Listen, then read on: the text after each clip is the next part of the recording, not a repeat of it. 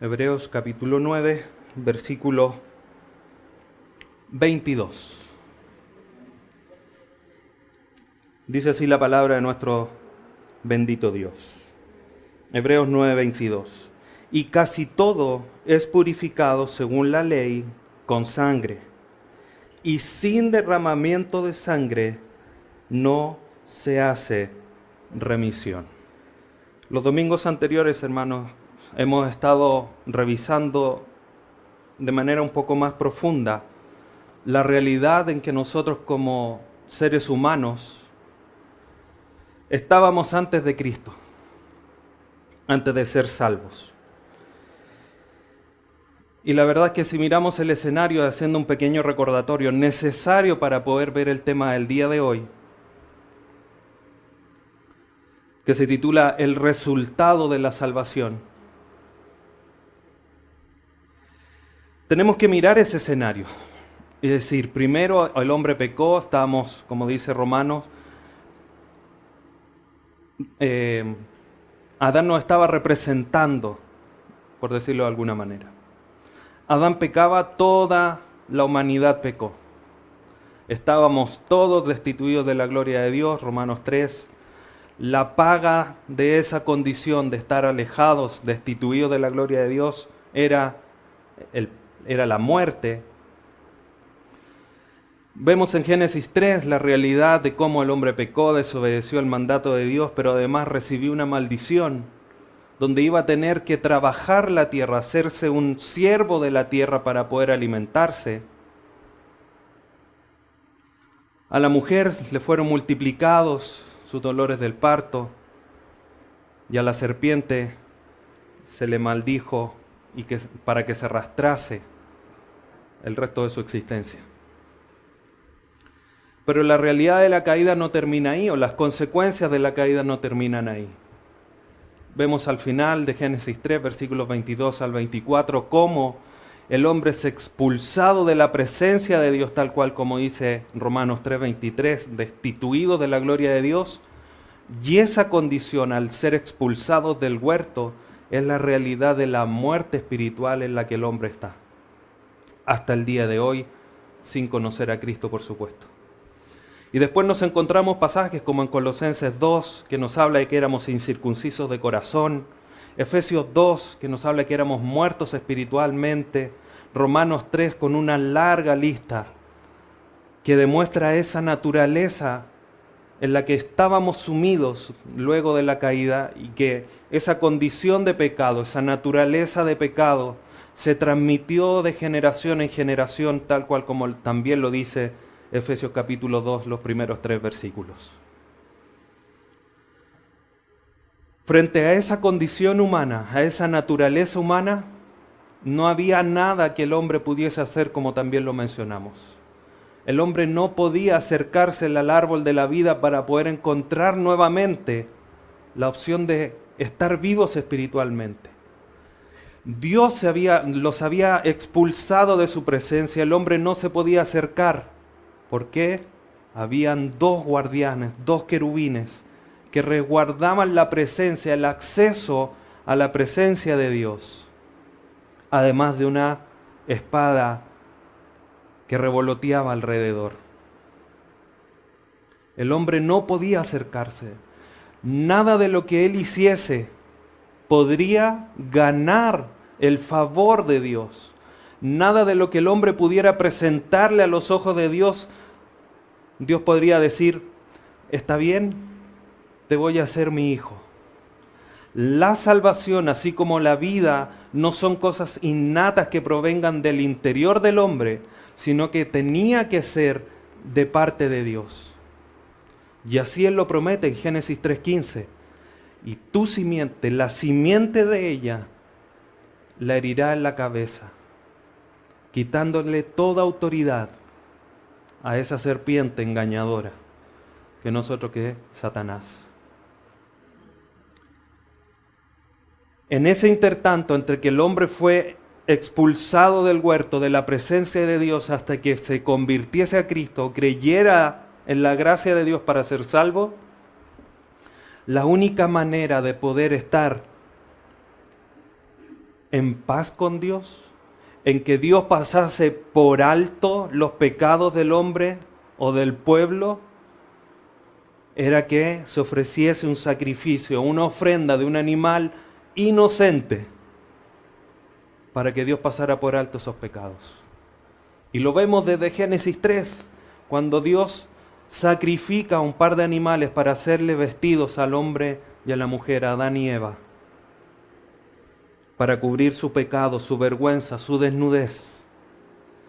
Un símbolo, una muestra, una sombra de que era necesario que otro viniese a morir por el pecado del hombre.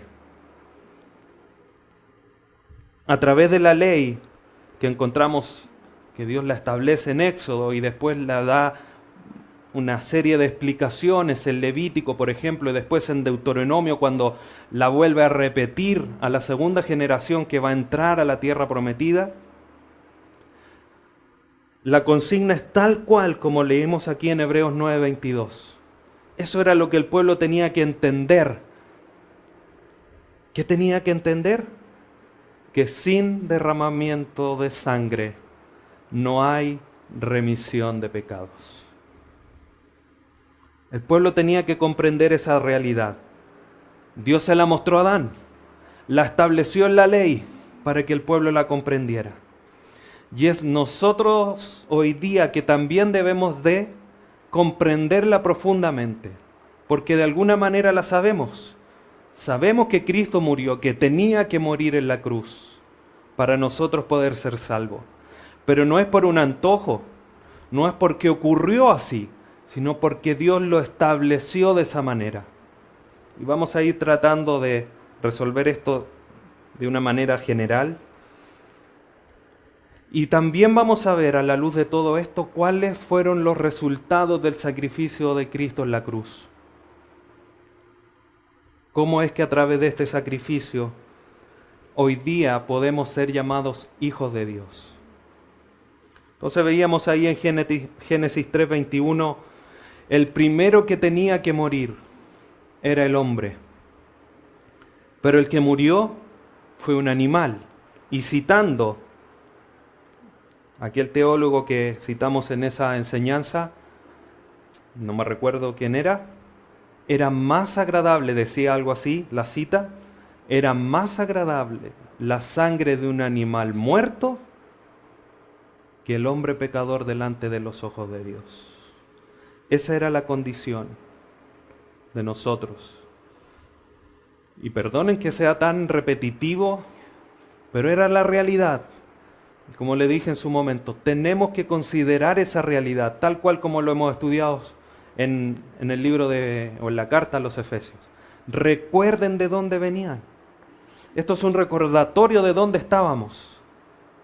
Es la única manera de recordar dónde estábamos para poner en un correcto valor el sacrificio de Cristo en la cruz y de vivir de una manera adecuada después que hemos creído en Él. Éramos nosotros los que debíamos morir y no un animal. Pero como les decía, eso era una sombra de la muerte sustitutiva de Cristo por nosotros. La única manera para que fuesen redimidos los pecados, expiados los pecados en un lenguaje más de la ley, era a través de la sangre. Y todo era purificado para el uso en el tabernáculo por medio de la sangre de los animales. Encontramos eso en Éxodo 24, Éxodo 29 y también en el capítulo 30. Tan importante era la santidad de Dios que el sacerdote Aarón, para entrar a la presencia de Dios, no solamente tenía que expiar él sus pecados y los del pueblo, sino que en su frente llevaba una lámina de fierro, de acero, labrada que decía santidad. Cuando el hombre peca, no solamente peca rompiendo la ley de Dios, sino que es una afrenta, es una transgresión de la santidad de Dios. Y así como es establecido en la ley, para que nosotros hoy día, siendo pecadores, podamos tener acceso a la presencia de Dios, teníamos que ser purificados por sangre. Porque sin derramamiento de sangre no se hace remisión.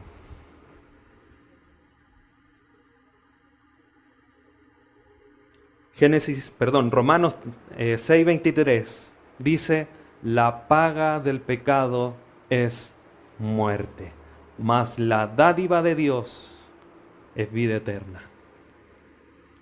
No solamente había una realidad de que nosotros teníamos que ser purificados para poder estar en la presencia de Dios.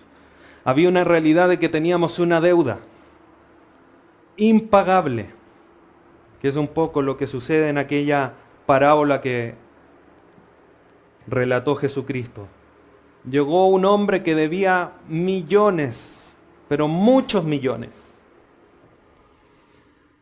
y se le fueron perdonados. Era una deuda impagable. En algún momento, con la ayuda de Dios, vamos a estudiar esa hermosa parábola. Pero era un valor incalculable. Incluso dicen los relatos que era una deuda que era incluso imposible de alcanzar a tener, imposible de llegar a tenerla. Era como que uno de nosotros llegase a tener una deuda como los montos de la Teletón, algo que era imposible, pero ejemplifica la realidad de lo que nos fue perdonado. Cristo nos perdonó una deuda así de gigante. ¿Y cuál era la paga de esa deuda? Romanos 6:23, la muerte. Deje una marca ahí en Hebreos 9 por si es necesario volver y acompáñame a Génesis 9. Génesis capítulo 9. Génesis capítulo 9, versículo 4. Nos abre el entendimiento para comprender por qué debía ser derramada la sangre. Dice Génesis 9:4, pero carne con su vida, que es su sangre, no comerás. Si miramos solamente el texto, podríamos decir, pero carne con su sangre no comerás. La vida es la sangre. Cristo en la cruz, cuando se dice derramó su sangre, no solamente la derramó porque eso fue lo que sucedió, sino que derramó su vida. ¿Y qué pasa si uno derrama su vida? Muere. ¿Qué es lo que estaba saldando en la cruz? Romanos 6:23. La paga del pecado es la muerte. Él no estaba representando, como lo vamos a ver, y estaba derramando su vida, su sangre, para darnos vida, para pagar nuestra deuda, impagable por lo demás por parte nuestra. Por lo tanto, éramos deudores y nuestra condición espiritual nos hacía incapaces de pagar esa deuda. Pero mire lo que dice Isaías 53. Isaías capítulo 53, versículos 4 al 6. Ciertamente llevó Él nuestras enfermedades y sufrió nuestros dolores, y nosotros le tuvimos por azotado, por herido de Dios y abatido. Mas Él fue herido por nuestras rebeliones, molido por nuestros pecados. El castigo de nuestra paz fue sobre Él, y por su llaga fuimos nosotros curados. Todos nosotros nos descarriamos como ovejas, cada cual se apartó por su camino, mas Jehová cargó en Él el pecado de todos nosotros. Cristo tomó nuestro lugar. Dios lo tomó y cargó sobre Él el pecado de cada uno de nosotros. Cuando Cristo estaba en la cruz, tú estabas en la cruz, porque ese lugar nos pertenecía a nosotros, indiscutiblemente. Pero Él, en su amor y misericordia, por la voluntad de Dios, tomó nuestras enfermedades espirituales, nuestros dolores espirituales, nuestras rebeliones, nuestros pecados, para poder tener hoy día paz, para hoy día poder ser sanados espiritualmente. Todos nos habíamos descarriado, Romanos 3 lo dice, no hay ningún justo, no hay ni uno, no hay nadie que busque a Dios, completamente descarriados. Pero Dios a esos descarriados les sacó la mochila gigante de pecado, de iniquidad que teníamos y la puso en Cristo. Para que a través de su sacrificio, para que a través de este sacrificio sustitutivo, vicario, un paréntesis, cuando dicen que el Papa es el vicario de Cristo, lo que están diciendo que es el Papa que está en lugar de Cristo en la tierra. Y eso es una herejía del porte del Titanic y aún más grande. El único vicario de Cristo aquí en la tierra es el Espíritu Santo. Porque cuando le dice, enviaré otro consolador, ese otro en el griego significa otro de la misma naturaleza. Y el Espíritu Santo es el único que tiene la misma esencia de Jesucristo. Él es el vicario de Cristo en nosotros el día de hoy. No el Papa, ni el cura, ni nadie. Solo el Espíritu Santo. En el sentido de la salvación, del sacrificio en la cruz, Jesucristo era nuestro vicario porque estaba tomando nuestro lugar en la cruz. Pero a través de esa muerte en la cruz, vino a nosotros la resurrección y obviamente la entrada a la vida eterna. Acompáñame a Levítico, capítulo 1. Levítico, capítulo 1, versículo 4. Cuando los judíos, el pueblo de Israel, mejor dicho, Israel, presentaba una ofrenda por sus pecados, hacía una acción representativa de que, como lo hizo Dios con Jesucristo y nuestros pecados, el pueblo ponía su mano sobre el animal y se identificaba con él, diciendo, toma, ahí están mis pecados, tú vas a morir por mí. Levítico 1:4 dice, y pondrá su mano sobre la cabeza del holocausto y será aceptado para expiación, para que sus pecados sean pasados por alto, para expiación suya. Otra vez la ley nos muestra que era necesario que otro muriese en lugar de aquel que era pecador. En la cruz fue Cristo. Gálatas capítulo 3, versículos 13 y 14. Gálatas 3, versículos 13 y 14. Vamos a leer del 11 en adelante para comprender mejor la idea. Gálatas 3:11.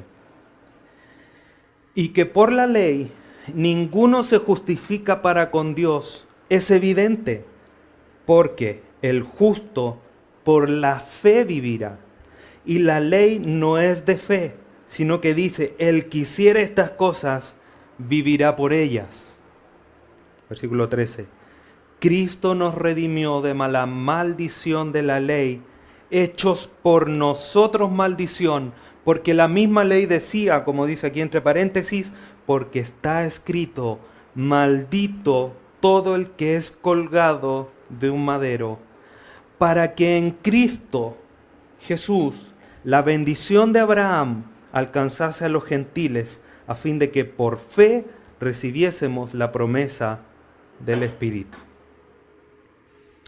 Por la ley nosotros, además de estar muertos por naturaleza, aún estábamos más lejos de Dios.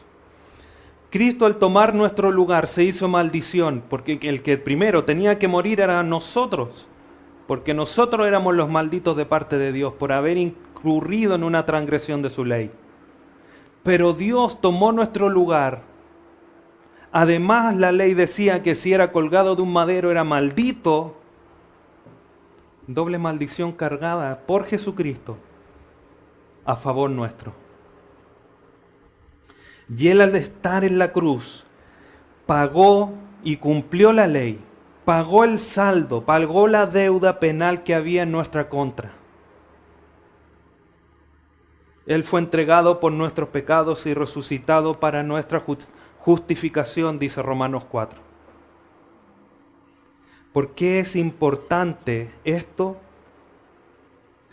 Porque a través de la muerte de Jesucristo, nosotros podemos ser declarados justos sin comprometer la justicia y la santidad de Dios. Porque Dios estableció que la paga del pecado es la muerte. Si Dios lo dijo, Dios lo tiene que cumplir. ¿Cuál fue la manera de cumplirla? Entregar a su Hijo en reemplazo de nosotros. Ese fue el sacrificio perfecto hecho por el Mesías. Él hizo el sacrificio para pagar nuestra deuda. Acompáñeme a Hebreos capítulo 10, versículos 11 y 12. Perdón, 11 al 14. Hebreos 10,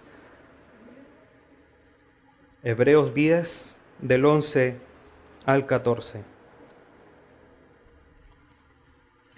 Las ofrendas en el Antiguo Testamento eran ofrendas que debían ser presentadas de manera frecuente, todos los años, todas las semanas, todos los días, cuando pecase, instante tras instante, las ofrendas en el tabernáculo no cesaban. Pero mire lo que dice Hebreos 10, en 11 al 14. Y ciertamente todo sacerdote está día tras día ministrando y ofreciendo muchas veces los mismos sacrificios que nunca pueden quitar los pecados. Los sacrificios del Antiguo Testamento lo que hacían era cubrir el pecado. Pero Cristo, versículo 12, habiendo ofrecido una vez para siempre un solo sacrificio por los pecados, se ha sentado a la diestra de Dios. De ahí en adelante, esperando hasta que sus enemigos sean puestos por estrado de sus pies, porque con una sola ofrenda hizo perfectos para siempre a los santificados. Ese es el poder de la obra de Cristo en la cruz. Un solo sacrificio. Los pobres sacerdotes tenían que estar día tras día ofreciendo muchas veces un sacrificio que no quitaba el pecado. Cristo dio su vida en la cruz y fue un solo sacrificio para siempre, por todos nosotros. Y además llegó a hacernos perfectos.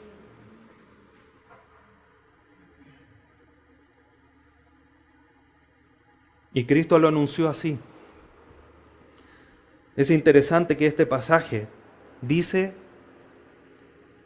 que hecho el sacrificio, se ha sentado a la diestra de Dios. En el tabernáculo había mesa, habían cubiertos, había pan, había un candelero, etcétera, etcétera. Pero no habían sillas. ¿Por qué? Porque el sacerdote no podía parar de ministrar día tras día, muchos sacrificios. No había descanso. Cristo hizo un solo sacrificio, perfecto por muchos, ya no hay nada más que hacer para hacer perfecto a los santos, se sienta a la diestra de Dios. Y así lo anunció Cristo en la cruz. En Juan 19, estando en la cruz, sus últimas palabras fueron: tetelestai, consumado es. Un término judicial que dice: la deuda está pagada en su totalidad, no hay nada más que hacer, solo identificarse con ese sacrificio. Así como los israelitas imponían sus manos en el holocausto, Levítico 1:4, que lo leímos recién, en ese animal que iba a ser la ofrenda por su pecado para que su pecado fuera expiado, nosotros hoy día por la fe reconocemos, nos identificamos con Cristo, con su sacrificio en la cruz, y la ira de Dios es aplacada, esa ira que estaba dispuesta para nosotros. Esa copa de ira que de parte de Dios está satisfecha. Por eso ahí en Mateo 26, cuando Jesucristo, si es posible, oraba al Señor, si es posible, pase de mí esta copa, es la copa de ira. Copa generalmente habla del juicio de Dios. El juicio que cayó sobre nuestro Salvador era el juicio por nuestros pecados. Y esa es la obra redentora en la cruz del Calvario. Pero para comprender mejor la realidad de qué es lo que resultó desde la cruz, y no solamente de la cruz en adelante, sino que también de la cruz hacia atrás, porque Abraham, siendo salvo, miró al sacrificio, estaba esperando a aquel Mesías, y todos los demás que fueron salvos en la cruz.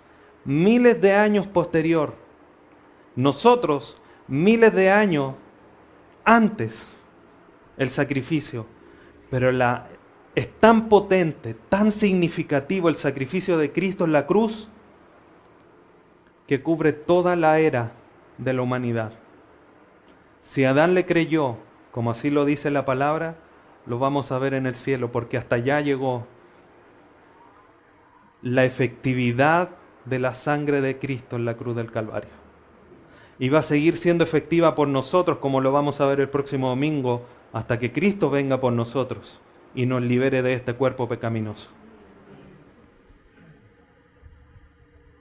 Aquel sacrificio sin mancha, como les pide Moisés en Éxodo 12 para poder celebrar la Pascua, como Dios lo había mandado, es el mismo Cristo, como lo reconoce Juan el Bautista. Este es el Cordero de Dios que quita, no que cubre, que quita el pecado del mundo. Y hay 4 conceptos importantes que nosotros debemos comprender, entender de manera más profunda para ver la realidad de la salvación en nuestra vida. ¿Cuáles son esos conceptos? Quizás pueden haber más, pero hoy día nos vamos a enfocar en estos: propiciación, justificación, redención y perdón. Primero, propiciación. Propiciación significa aplacar la ira y ganar el favor. Obviamente, de Dios. Estamos hablando de la parte espiritual.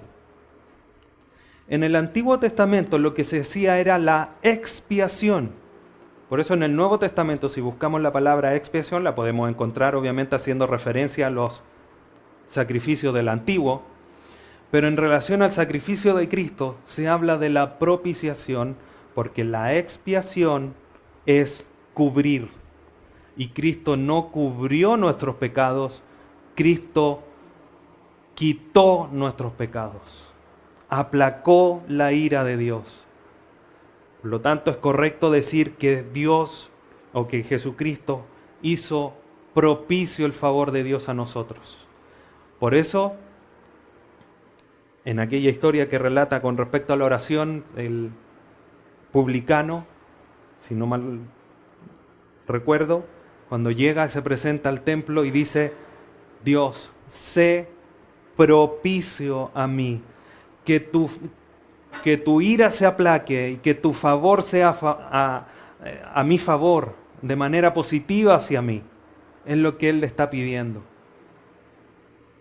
Nosotros hoy día, gracias al sacrificio de Cristo, no hay ira que aún debamos recibir.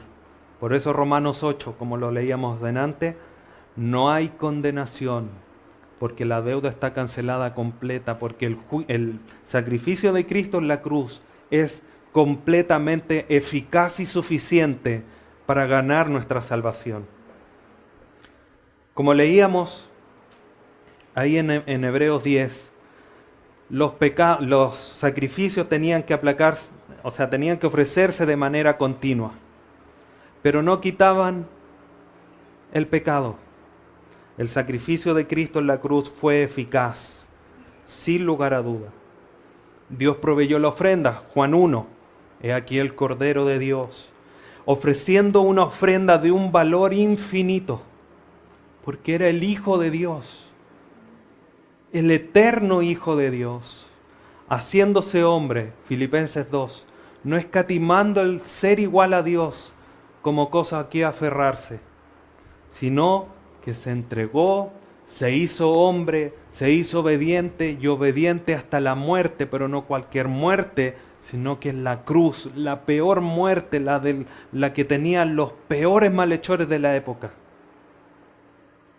para servirnos. Y esa ofrenda es la que hizo posible presentar el monto que era adeudado de parte de nosotros. Un cordero sin pecado, que se ofreció en justicia cumpliendo la ley de manera perfecta en favor nuestro. A pesar de que no tenía pecado, se hizo pecado. No que pecara, sino porque los llevaba encima todos los de nosotros, para que nuestros pecados fuesen enterrados y así ganar el favor de Dios. Y hasta aquí nosotros lo único que hemos aportado es nuestro pecado. No hemos hecho nada. Por lo tanto, el primer concepto es la propiciación, el aplacar la ira y ganar el favor de Dios. Segundo concepto, justificación. ¿Qué es la justificación? Es un acto por el cual Dios declara justo y aceptable ante Él al pecador. Acompáñeme a Romanos capítulo 7, versículo 12. Este versículo nos muestra que la ley era una manifestación de la justicia de Dios y además lo que la ley o la justicia de Dios demanda de nosotros. Romanos 7:12. De manera que la ley a la verdad es santa y el mandamiento santo, justo y bueno. ¿Qué es lo que demandaba de nosotros la ley? Santidad, buenas obras, justicia. Cosas que espiritualmente no podíamos cumplir porque estábamos muertos. Por lo tanto, una ley que estaba siendo quebrantada no podía salvar a nadie.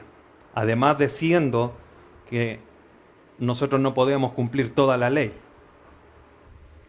Si fallábamos en una, en una sección, en una frase de la ley, nos hacíamos culpables de toda la ley, dice también Romanos. La ley lo que hace al ser quebrantada es condenarnos inflexiblemente a aquel que ha infraccionado, aquel que ha quebrantado la ley. Vamos a primera carta a Timoteo, versículo 8. Primera carta a Timoteo, capítulo 1, versículo 8. Dice así: pero sabemos que la ley es buena si uno la usa legítimamente. Conociendo esto, que la ley no fue dada para el justo, sino para los transgresores y desobedientes, para los impíos y pecadores, para los irreverentes y profanos, para los parricidas y matricidas, para los homicidas, para los fornicarios, para los sodomitas, para los secuestradores, para los mentirosos y perjuros, y para cuanto se oponga a la sana doctrina. Para ellos la ley. ¿Por qué? Romanos 5:20. Pero la ley se introdujo para que el pecado abundase. Como dice Pablo en otra sección, yo no sabía que codiciar es malo si la ley no dijera la codicia es mala. No sabría que robar es pecado si la ley no dijera no robarás. No sabría que si la ley no dijera. Cuando la ley llegó, la ley es buena porque nos pone un espejo y nos dice tú eres un pecador, un transgresor de la ley, un impío. Pero la buena noticia es, más cuando el pecado abundó en favor de la acción de la ley, por eso es buena la ley, pero no es para los justos, es cuando éramos pecadores, porque nos enrostraba nuestro pecado. Pero cuando el pecado abundó, fue mucho mayor la gracia, por eso somos salvos. La ley quebrantada nos condena. Pero como Cristo cumplió la ley de manera perfecta, agotó la sentencia de muerte que había a nuestro favor, además de dar su vida, como leíamos ahí en Gálatas 3. Él dio su vida por nosotros, se hizo maldición para nosotros poder ganar la vida eterna, cumpliendo la ley. Y esa justicia, porque ¿qué es lo que demandaba la ley? Santidad, justicia y buenas obras. ¿Qué es lo que hizo Cristo? Vivió santamente, justamente y con buenas obras, cumpliendo la ley. Como Cristo estaba en nuestro lugar, no solamente pagó la deuda, sino que también hizo posible que esa justicia, esa santidad y esas buenas obras fueran imputadas, fueran puestos a nuestro favor. Es como en el colegio cuando se hace un trabajo en grupo y uno hace todo el trabajo y pone el nombre de todos sus compañeros para abajo y se sacan un 7 porque uno hizo el trabajo. Eso fue lo que hizo Cristo. Él hizo todo y después puso Elías, David, Javier, Elena, Ruth y todos los demás. Llega el profesor Dios y dijo, sí, mira, es bueno, es santo, tiene buenas obras, es justo. Todos tienen un 7. No solamente pagó nuestra deuda de un trabajo que hacer, sino que nos da el favor de la justicia de Dios a favor nuestro, como dice Romanos 3:21. Pero ahora, aparte de la ley, se ha manifestado la justicia de Dios, testificada por la ley y por los profetas. La justicia de Dios por medio de la fe en Jesucristo para todos los que creen en Él, porque no hay diferencia. El que cree en Jesucristo, le es otorgada la justicia de Dios. Hoy día nos podemos acercar ante el trono de gracia por Jesucristo. Hoy día no somos consumidos porque delante de nosotros está el Señor Jesucristo. Nos revestimos del nuevo hombre creado en la santidad de la verdad de Dios, en Jesucristo. Cuando Dios nos mira a través de Jesucristo, por eso no nos consume.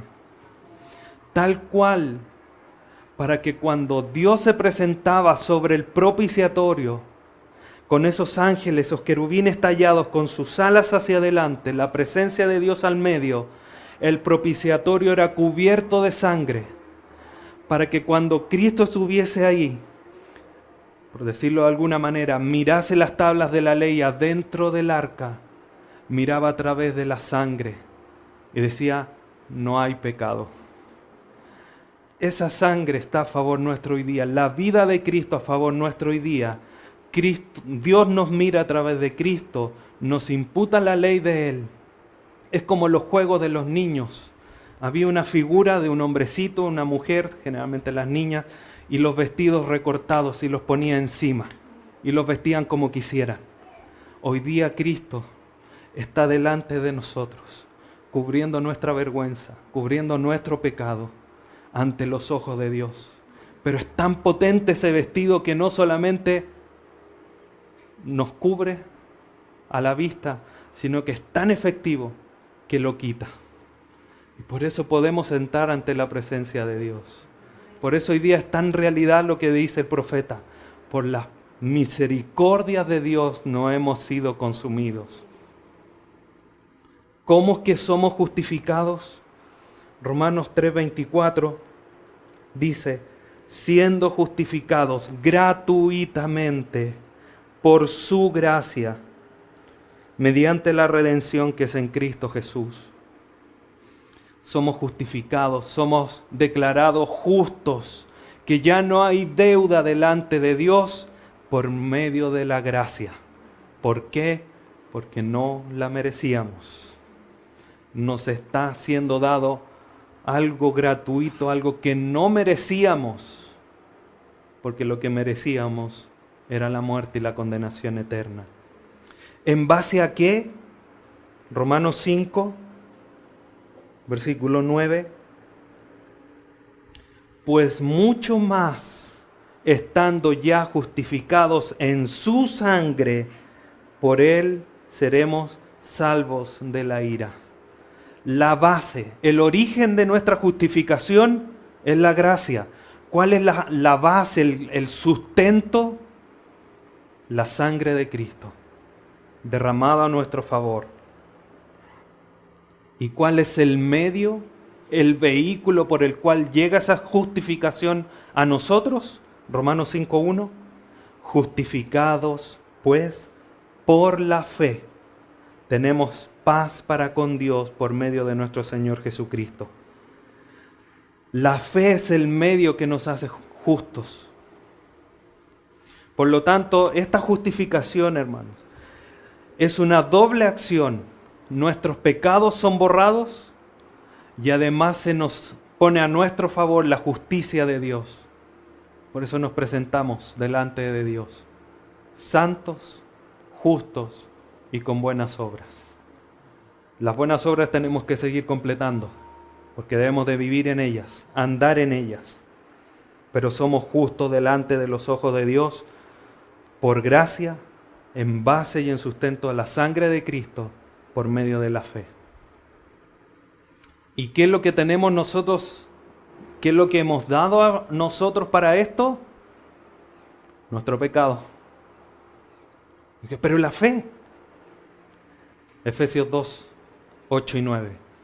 Por gracia sois salvos, no por obras. Y esto por fe. Esto es todo. Todo esto es por gracia, perdón. Todo lo anterior, la salvación, la fe, todo ese conjunto es dado por Dios, es gracia de Dios. La fe no es de nosotros. Dios nos ha permitido creer en Él. siendo justificados. Por lo tanto, hemos sido hechos propicios, hemos sido hechos justificados. Tercer concepto, redención. ¿Qué es la redención? La redención es el acto de liberar o rescatar a una persona o una cosa de una situación muy grave a cambio del pago de un precio. Veamos dos pasajes. Juan capítulo 8, versículo 34. Juan capítulo 8, versículo 34. Dice así, Juan 8, 34. Jesús les respondió: de cierto os digo, o sea, lo que les voy a decir a continuación es verdad. Ese es el énfasis del de cierto, que todo aquel que hace pecado, esclavo es del pecado. Tenga eso en mente, somos esclavos del pecado, o éramos esclavos del pecado. Tito capítulo 2, versículo 14. Después de la segunda carta a Timoteo está Tito, en el capítulo 2, versículo 14. Vamos a ver otra condición. Éramos esclavos del pecado, según Juan 8:34. Pero Tito nos amplía el entendimiento, o la carta de Pablo a Tito, mejor dicho, nos amplía el entendimiento. Tito 2:14 dice: quien se dio a sí mismo, ¿quién? Jesucristo, del versículo anterior, por nosotros, para redimirnos de toda iniquidad y purificar para sí un pueblo propio, celoso de buenas obras. Éramos esclavos de pecado y de iniquidad. Esa era nuestra realidad. Pero hemos sido redimidos. Se ha hecho un pago para nuestro rescate. Porque nuestra situación era tan grave que era necesario pagar. Primera carta a los Corintios, capítulo 6. Primera carta a los Corintios, capítulo 6, versículo 20. Primera carta a los Corintios, capítulo 6, versículo 20. Porque habéis sido comprados por precio. Glorificad pues a Dios en vuestro cuerpo y en vuestro espíritu, los cuales son de Dios. ¿Por qué? Porque Dios nos compró por precio. El precio de ser redimidos, rescatados, liberados de la opresión, del pecado y de la iniquidad fue dado por Dios. No fue solamente llegar y quitarnos. ¿Cuál fue el precio para poder ser redimidos? Primera carta de Pedro, capítulo 1, versículos 18 y 19. Primera carta de Pedro, capítulo 1, versículos 18 y 19. Sabiendo, dice Pedro, que fuiste rescatados, redimidos, liberados de vuestra vana manera de vivir, las cuales recibiste de vuestros padres, no con cosas corruptibles, como plata o como oro o plata. Nada de estas dos cosas, que son corruptibles como el oro y la plata, no fue con eso que fuimos rescatados, dice Pedro, versículo 19, sino con la sangre preciosa de Cristo, como de un cordero sin mancha y sin contaminación. Si juntamos 1 Corintios 6, 1 de Pedro 1, podemos decir que fuimos comprados a precio de sangre. No es una frase que salga textual en las Escrituras, pero estos dos pasajes sí nos confirman que el precio de nuestra libertad era la sangre. ¿Por qué? Porque Dios así lo había establecido. No hay remisión de pecados si no hay derramamiento de sangre.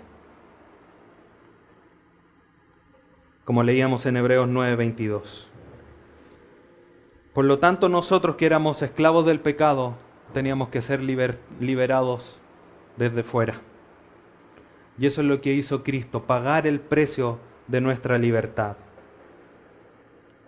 Y por último, si hemos sido propiciados o hechos propicios, justificados, redimidos, el cuarto concepto es el perdón. Y esto a lo mejor dice, sí, pero con todo lo anterior, como que el perdón es como obvio. Es difícil hacer una separación. Si hablo de justificación, es difícil no hablar de perdón, de remisión o de propiciación. No podemos divorciar tan puramente todos estos conceptos. Siempre están unidos porque están bajo además de una misma acción redentora que es Cristo en la cruz del Calvario. Pero son todos conceptos que nos ayudan a ampliar nuestro entendimiento de qué es lo que hizo Cristo en la cruz, cuál fue el resultado de nuestra salvación. Efesios 1:7, un pasaje que hemos estudiado. Dice, en quien tenemos redención, que lo acabamos de explicar, por su sangre. El perdón de pecados según las riquezas de su gracia.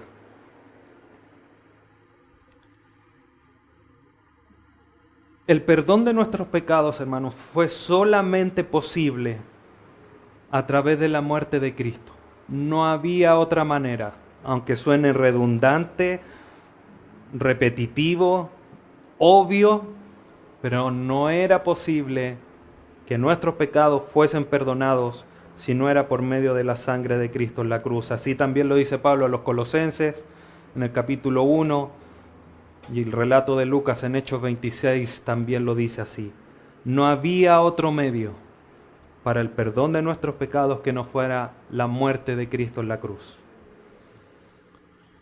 Y el perdón, como así la justificación, la propiciación y la redención, también es solamente por gracia.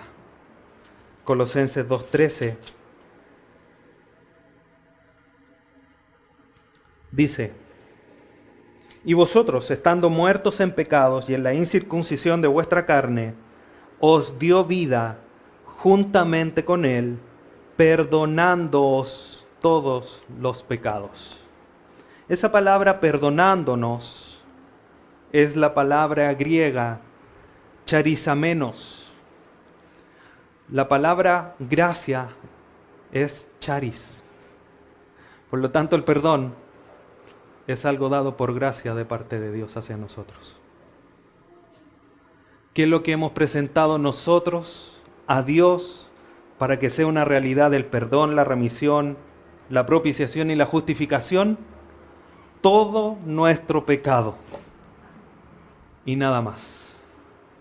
Todo lo demás ha sido de parte de Dios. Dios es el que a través de la sangre de Cristo decide ya no culparnos por nuestras transgresiones. Miqueas, profeta menor, después de Jonás, antes de Nahum. Este es un mensaje obviamente del profeta Miqueas al pueblo de Israel, pero que es una realidad a través del sacrificio de Cristo para nosotros. Miqueas 7:19.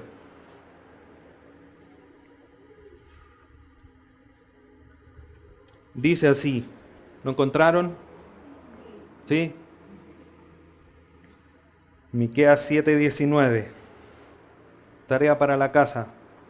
Mañana, el próximo domingo, cuando vengan entrando, les voy a preguntar los profetas menores en orden. A todos. Para que se los aprendan. Dice así, Miqueas 7:19. Él volverá a tener misericordia de nosotros, sepultará nuestras iniquidades y echará en lo profundo del mar nuestros pecados. Dios, a través del sacrificio de Cristo en la cruz, hace realidad lo que significa la palabra perdón, que es echar lejos. Él echó al fondo del mar nuestros pecados, enterró en lo profundo nuestras iniquidades, de las cuales éramos nosotros esclavos.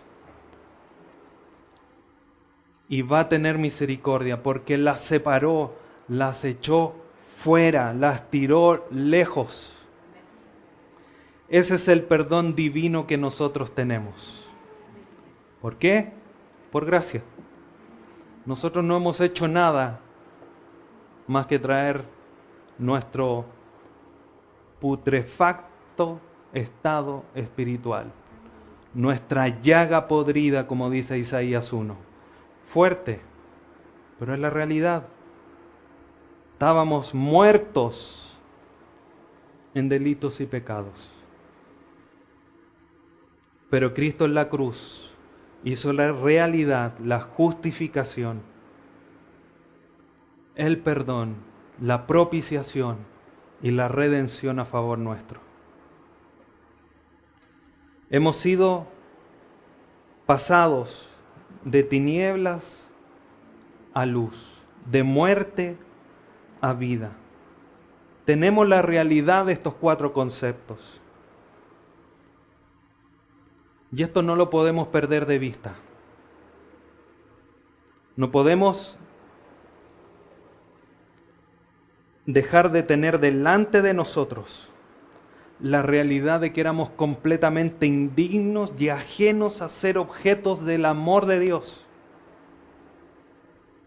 Como he dicho otras veces, si se acerca a alguien todo sucio, fétido, hediondo, y le quiere dar un abrazo, ¿cuál es nuestra primera reacción? No, así de lejito nomás. No soy bueno para dar abrazos. Y cualquier chiva que se nos venga a la mente. Es una realidad. Incluso cuando damos alguna moneda a alguien que está en esa condición, la mano bien de lejito y ojalá no me toque al recibirme la moneda que le estoy dando. Esa era nuestra condición espiritual. Pero aún más terrible que eso. Y Jesucristo decide abrazarnos. Nos levanta, nos saca del hoyo, como dice el salmista, y nos abraza. Como el hijo pródigo. Ahí entre medio de los cerdos comiendo con ellos. Comiendo con ellos. No es que estuviera a 3 metros y sacó un poquito, lo llevó a un plato. Estaba en medio de ellos, comiendo con ellos. Imagínense el olor, lleno de barro, hediondo. Y dice, he pecado contra el cielo y contra mi Padre. Voy a ir donde Él y le voy a pedir que si por último me haga uno de sus jornaleros. El Padre esperando que volviese. Cuando lo vio, no dijo, oye, anda a bañarte, cámbiate de ropa. Llegó, lo abrazó.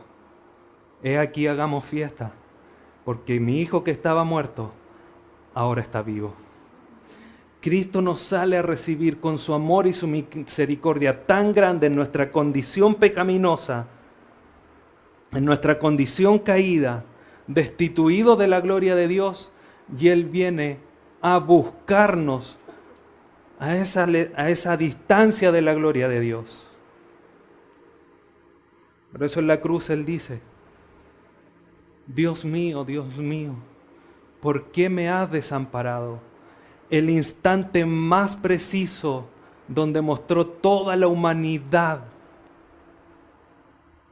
Porque no le dice Padre, No porque dejara de ser Jesús, no porque dejara de ser Dios, sino porque reconocía toda la humanidad del pecado en Él. ¿Por qué me has desamparado? Porque llevaba nuestros pecados. Toda esa destitución de la gloria Él la cargó. Dios dio a su Hijo para poder rescatar lo que había perdido, lo que se había perdido para su gloria. Y hermanos, esto debe tener una repercusión pero muy profunda, muy real en nuestras vidas. Primero, debemos de vivir agradecidos diariamente de ser salvos. Y esto es una evaluación íntima que nosotros debemos hacer. Cuando abres tus ojos en la mañana y escuchas a los pajaritos o al vecino cantar o el tamboreo del vecino con su música, a los vecinos peleando, lo que sea que escuches en la mañana, el ronquido de quien duerme contigo. ¿Le das gracias a Dios porque eres salvo? No solamente por el día de vida, sino porque es otro día siendo salvos, siendo objetos de la misericordia de Dios. Como decía un teólogo, agradezco a Dios de un día más de vida, porque Dios me debería haber consumido durante la noche por mi pecado. No solamente hay que dar gracias por que tenemos un día más de vida, sino porque es en la realidad de nuestro estado de ser hijos de Dios. Porque por Él, por su gracia, podemos ser llamados hijos de Dios. El beneficio, la bendición, el privilegio más grande que pudiésemos tener. Y pasa nuestro diario vivir, pasa nuestro día a día, nuestros instantes de las 24 horas, sin considerar esa realidad. Sin pensar y decir gracias Señor, porque soy tu hijo. Gracias Señor porque puedo entrar ante tu presencia a darte gracias. Porque hoy día me levanto con una esperanza de poder acercarme a ti, de poder ser mejor. Otro instante más dentro de tu eternidad para poder ser más como tu hijo. Como dicen por ahí, pero que lo podemos aplicar como una realidad. Un día menos de nuestra existencia, pero un día más siendo hijos de Dios. Un día más donde se hace tan eficaz, tan relevante, tan profunda la muerte de Cristo en la cruz. Jesús en la cruz se despojó a sí mismo, Filipenses 2, para servirnos, para venir a tomar nuestro lugar en la cruz. Y dice Filipenses 2 que Él no escatimó el ser igual a Dios como cosa que aferrarse. Él podría haber dicho, Padre, ¿por qué no mandas a uno de los ángeles? Tampoco tiene pecado, porque viven con nosotros acá, en la eternidad, no están en la tierra, no han pecado como todos los seres humanos. Envíalo a uno de ellos, ¿por qué tengo que ir a morir yo? Pero Dios, Jesucristo, no escatimó el ser igual a Dios, de la misma esencia, para servirnos. ¿Cómo está tu humildad? ¿Cómo está tu egoísmo? Que muchas veces miramos y no, ¿qué me voy a acercar yo? ¿Yo? Que Él se acerque. Cristo nos da una lección a través de la salvación de una humildad tan grande. Y que cada uno de nosotros, de los que somos llamados sus hijos, costamos la misma sangre. No costamos una gota más de sangre que el otro. Debemos de considerarnos en humildad. Si Cristo se despojó para servirnos de esa manera, ¿por qué nosotros nos creemos, como se dice en buen chileno, el hoyo del queque? ¿Por qué no nos consideramos a los demás como superiores a nosotros? para lavarle los pies, para servirle, como Cristo nos sirvió en la cruz.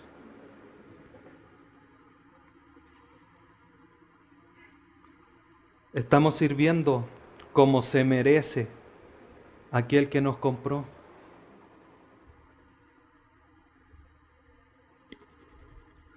Fuimos comprados a precio de sangre, siendo rescatados de la esclavitud del pecado. Pero hoy día nosotros no somos hechos libres para andar en nuestra libertad como ocasión para la carne, sino que somos hechos libres para poder cumplir el objetivo de Dios en nuestra vida, el propósito primario de Dios en nuestra vida, que lo vimos en Génesis 1 y Génesis 2. Que era que el hombre y la mujer estuviesen en comunión con Dios. Hoy día nosotros, por la sangre de Cristo derramada en la cruz, tenemos libertad para vivir en comunión con Dios, no para hacer lo que nosotros queramos, porque somos esclavos de Dios. ¿Cómo estás sirviendo a aquel que te compró en la cruz? ¿O estamos siendo orgullosos? Si Él nos compró, como leíamos en uno de los versículos, los cuales son de Dios, 1 Corintios 6:20. Somos de Él, todos de Él. Y le negamos el 5% de nuestro corazón. No, Señor, este terreno es mío, aquí no te metas tú, por favor, esto es íntimo mío. Jesucristo entregó toda su vida en la cruz por salvarte, para que puedas tener la esperanza de la vida eterna. No le niegues nada de tu vida. Si bien la ley no es para los justos, 1 Timoteo 1, pero es a través de la ley que vemos el carácter de Dios. Él demanda santidad, pureza, buenas obras.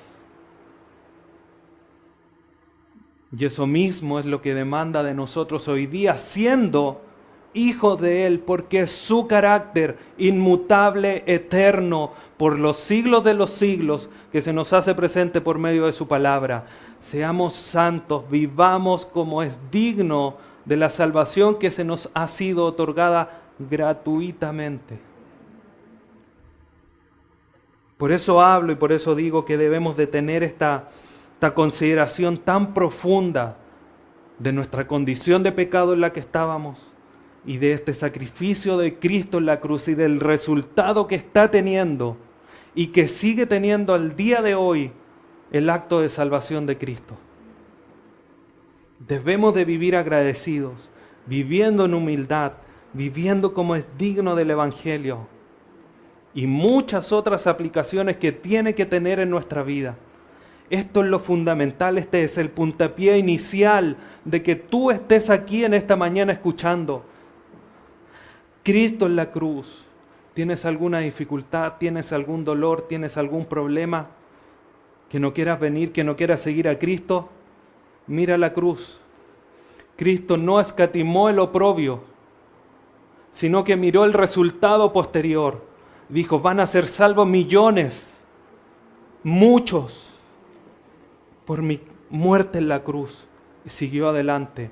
Lo que tú estés pasando hoy día te está llevando a la semejanza de Cristo. No abandones el barco.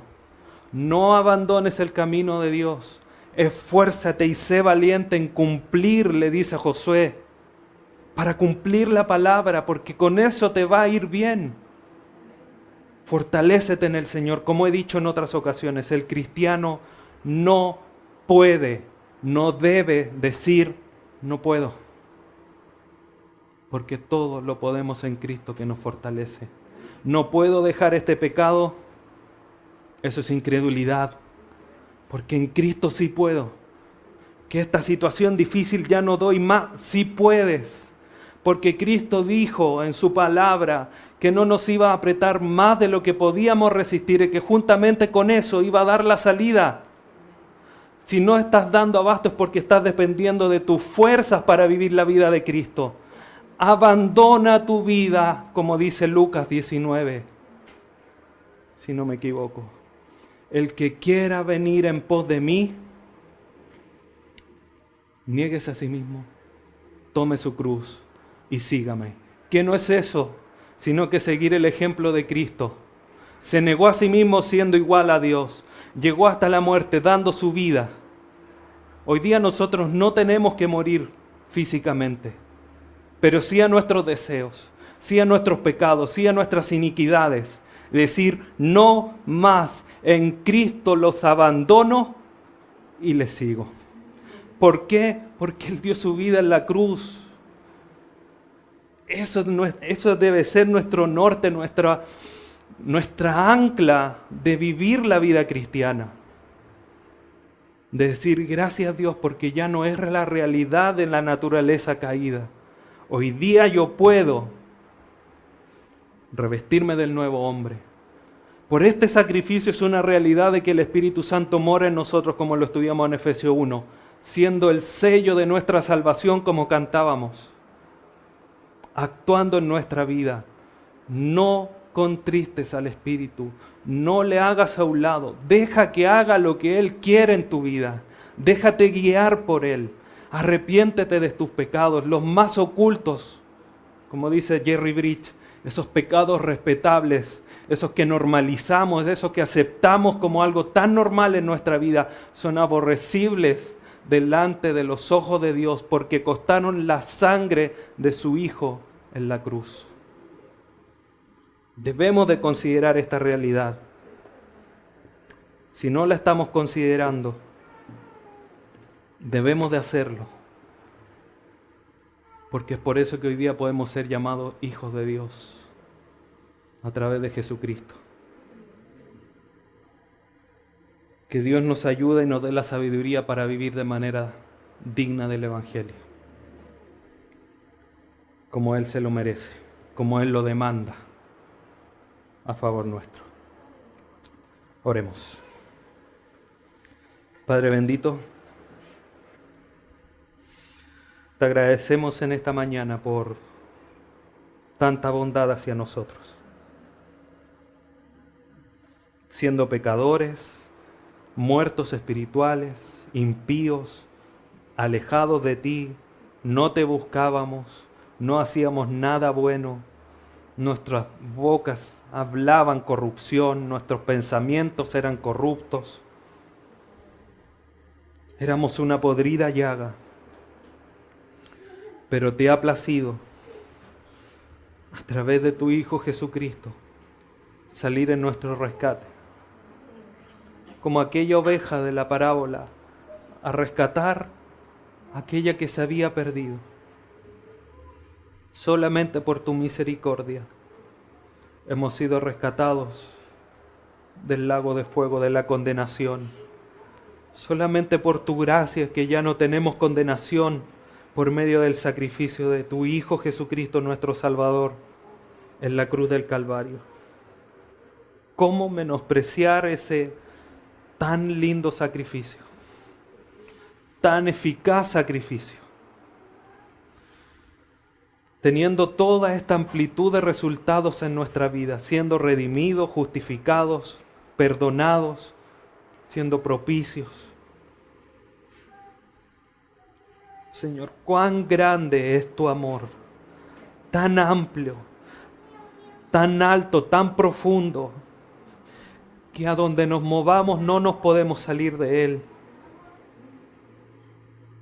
Que tú nos has puesto ahí en la mitad de la esfera de tu amor, siendo indignos de recibir tal privilegio. ¿Cómo no debemos nosotros conducirnos de manera digna? Pero la verdad, Dios amado, que somos pecadores, somos faltos, somos débiles. Pero ayúdanos tú, te pedimos sabiduría para tener esto siempre en mente, para recordarlo. ¿De dónde tú nos has sacado? ¿Qué has hecho para estar donde hoy día nosotros estamos? Donde tú nos has puesto, y vivir de manera digna y que eso afecte toda la amplitud de nuestra vida. Danos sabiduría para poder vivir como verdaderos salvos. Señor, y si a alguien tú redarguyes de que aún no es salvo, de que ha estado viviendo una mentira, Señor, por misericordia, y peor aún si alguien aún no se ha dado cuenta, por misericordia, Dios bendito, tú abras sus ojos espirituales y pueda caer rendido a tus pies y reconocerte como aquel que es el dador de todo esto. Como decía Jonás, la salvación es de Jehová. Señor, pueda reconocerte, pueda arrepentirse, como todos los demás que tenemos, Señor, la seguridad que tú has muerto por nosotros y que tu Espíritu vive en nosotros. Debemos arrepentirnos de todos nuestros pecados para vivir de manera santa y piadosa delante de tu presencia. Gracias por tu palabra. Amén.